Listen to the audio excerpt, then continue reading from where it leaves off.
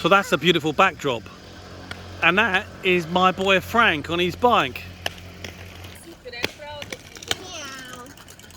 And that is Danny on her rollerblades. And believe it or not, we're on Koh Chang. Hello. Hello. Since Thailand had its outbreak or third wave of COVID 6 weeks ago, I did my customary exit to the beautiful island of Koh Chang, just 3.5 hours away from Pattaya, where I kind of feel a little bit safer, albeit there has been some outbreaks on this island. It's certainly not built up like Pattaya or Bangkok, and I feel a bit more liberated here. There's more things to do. I can get out in the fresh air. I haven't got my mask on now, but there's no one really about. Usually you will have to put your mask on, and you still take your temperature checks wherever you go, but the restaurants are open and I can still get on the beach and I can do all my work from my computer. I guess what I wanted to show today is it's not all just getting out on the beach, and there is relative normality. Kids out and about having some fun.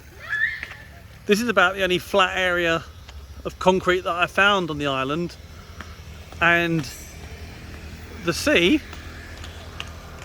is that side, about 150-200 meters, and then inland you have some beautiful mountains. Most of this island is national park, and there's essentially a ring road that goes around where you'll find all the tourist areas, hotels, places to eat and drink. Danny, you enjoying Koh Chang? Yes. Yeah, what do you like best about it? Roller skating. Roller skating? Yeah. That's not anything to do with Koh Chang. Yeah, it's fun. It's fun, is it? Yeah. Okay, don't hurt yourself. I don't hurt myself.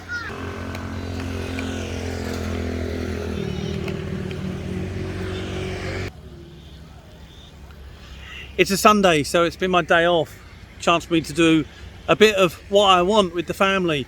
And actually earlier today I was watching a TED talk by a guy that started London Real, and I saw a lot of parallels that I agreed with, and his was the fact that he worked in a well-paid job banking in London. He was actually on a skiing trip with his peers, and he said he'd never been surrounded by so many people but never felt so lonely. It's not what he wanted to do. And so a few weeks later he resigned with no plan, no prospects, just to find a different route. And he got into YouTubing and wanted to share the truths of this world in terms of what he saw that was back in 2011. He's now got some 2 million YouTube subscribers and he's making a living, I guess. But the main thing was he was enjoying every moment of what he'd done. Now the parallel for me was not that I didn't dislike what I was doing in London. I enjoyed it, but I just wanted to change and be free and empowered, and that's exactly what he did. And I'm here now on Koh Chang. You know, I live in Pattaya and I travel a lot of Thailand with work, but unless I decided to break that routine, be in control, I'd never be on this island. I've been here 6 weeks now. I'll probably stay here till the end of June when school starts again. The other choice, oops, I hope Frank's all right. 1 minute.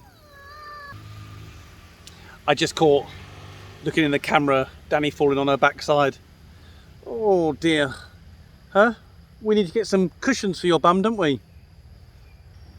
Anyway, my lasting point here was never be scared of doing something that perhaps worries you or you have an excuse for not doing, because life's so short and I never want to be in a position where I feel like I'm not doing what I want. All right, I know there's financial constrictions, but any change I've made, I've never looked back and regretted it.